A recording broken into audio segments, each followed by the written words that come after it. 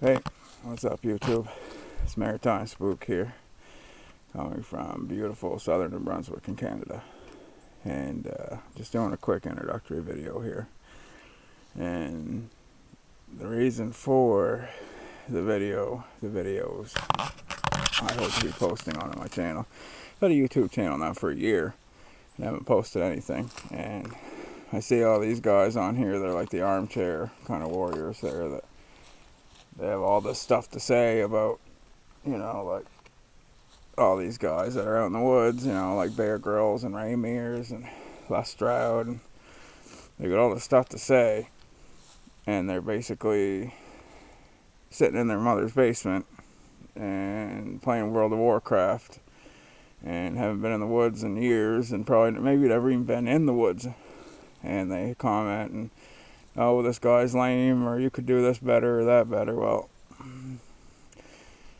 I found myself making comments, and even though I grew up in the woods, grew up doing country subsistence type livings, things like that, I found myself making comments, and I hadn't been in the woods in a while, not years, but we'll say months even.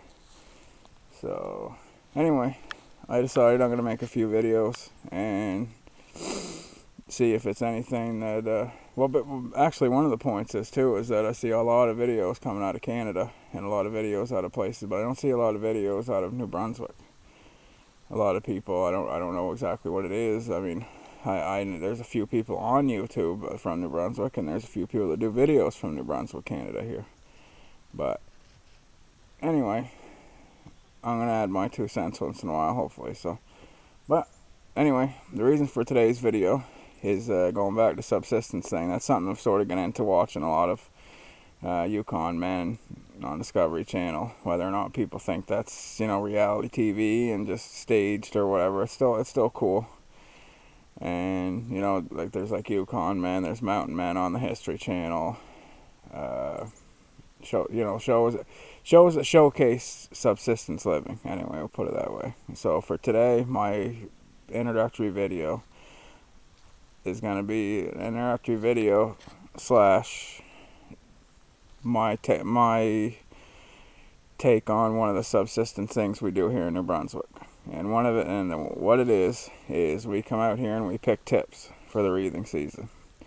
All the pretty wreaths that you see on people's doors and all over the place originate a lot of the time right out here in the country in New Brunswick.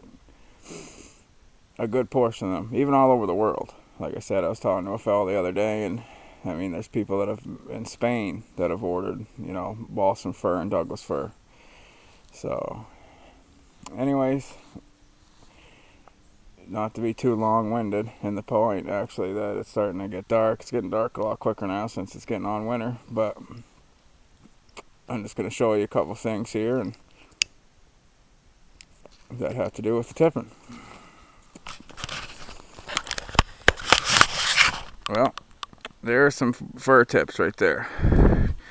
That's a stick of them, and it's an ugly looking stick, but it's not a full stick yet, so it doesn't matter if they're on there all crooked or anything like that.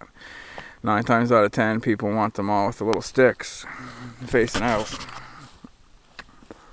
because when they go to make the wreaths, these sticks here, it's easier to grab them, and if they're all facing all different directions, then it's harder to grab them. So basically, you don't really need any tools per se, but it's getting harder and harder to find these tips. The Honda 350, one of the best bikes in the world, one of the more underrated bikes in the world. They call it a 350 Rancher in the States, and here in Canada it's a 350 4-tracks. All-time 4-wheel drive, well, all-time 3-wheel drive, or whatever you want to call it. Well, one of the main things I like to have, you want a bike because you want to go deep in the woods. We're quite deep in the woods right now. We're about, I don't know, we'll say 5 miles from any road that you're going to get to. So, it's in here a ways. But, number one thing, have a good reliable bike.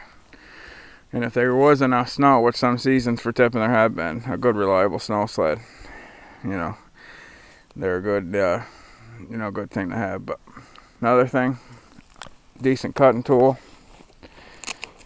And I go with the Gerber Gator Junior machete here. And I'm not going to do a review on it. I may do a review here, but not right now. You got to be able to cut the sticks for the tipping. To be able to put your tips on the stick, you need to be able to cut them. You need something to cut it with. You could use a decent sized knife, but so I just find a heck of a lot quicker. Not just that, a lot of time you get out in some of these trails here, and there's stuff across the road. There's spots you might want to get into in the woods where there's a decent amount of fur, but you can't get at it because it's all bushed in. So you got to whack that down. And good thing to have. Either a good machete or a good axe. Like Dave Canterbury says, be tool heavy. And you're decently tool heavy in here. I always carry a different knife, and I have that Les Stroud SK Arctic knife, but it's buried in the book bag, and I'm doing this quick video. I'll do a video on that here sometime soon. But anyway, just want to say hi, introductory to, I guess, my bushcraft / subsistence living / other stuff channel. Like I said, I've had the channel for a year and haven't put anything on it.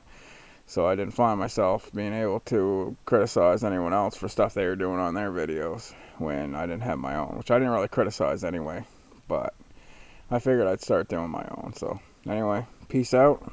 This is Maritime Spook from Southern New Brunswick, and I hope soon to be doing some more videos, so we'll get back at you.